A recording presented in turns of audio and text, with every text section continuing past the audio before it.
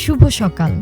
আজ সোমবার 23 জুন 2025 খ্রিস্টাব্দ, 9 আষাঢ় 1432 বঙ্গাব্দ, 26 জিলহজ 1446 হিজরি। প্রতিবছর 23 জুন বিশ্বজুড়ে আন্তর্জাতিক অলিম্পিক দিবস পালিত হয়।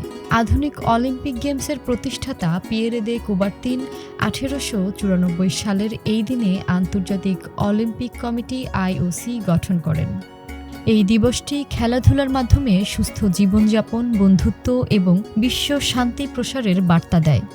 অলিম্পিক আন্দোলনের মূল্যবোধকে স্মরণ করাই এই দিবসের মূল উদ্দেশ্য।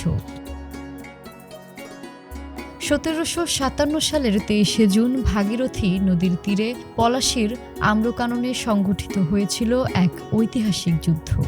এই যুদ্ধ পলাশীর যুদ্ধ নামে পরিচিত। একদিকে ছিল বাংলার শেষ স্বাধীন নবাব সিরাজউদ্দৌলার বাহিনী এবং অন্যদিকে ছিল লর্ড ক্লাইভের নেতৃত্বে British east India company. Mir Jafar, Umichand, জগৎ শেঠ, রায়দুল্লভের মতো কতিপয় বিশ্বাসঘাতকের চক্রান্তে নবাবের পরাজয় ঘটে। এই যুদ্ধের ফলে বাংলায় ব্রিটিশ শাসনের ভিত্তি স্থাপিত হয় এবং প্রায় 200 বছরের পরাধীনতার সূচনা হয়। পলাশীর যুদ্ধ ভারতীয় উপমহাদেশে ব্রিটিশ সাম্রাজ্যবাদের পথ খুলে দেয়, যা পরবর্তীতে সমগ্র ভারতে ছড়িয়ে পড়ে। প্রতিবছর 23 জুন দিনটিকে পলাশী দিবস হিসেবে পালন করা হয়, যা বাঙালির ইতিহাসে এক কালো অধ্যায় হিসেবে চিহ্নিত। বাংলাদেশের আধুনিক ছাপচিত্রের জনক হিসেবে পরিচিত শিল্পী শফিউদ্দিন আহমেদ 1922 সালের 23 জুন কলকাতার ভবানীপুরের নন্দন রোডে জন্মগ্রহণ করেন। ছোটবেলা থেকেই তিনি এক সাংস্কৃতিক পরিবেশে বেড়ে ওঠেন।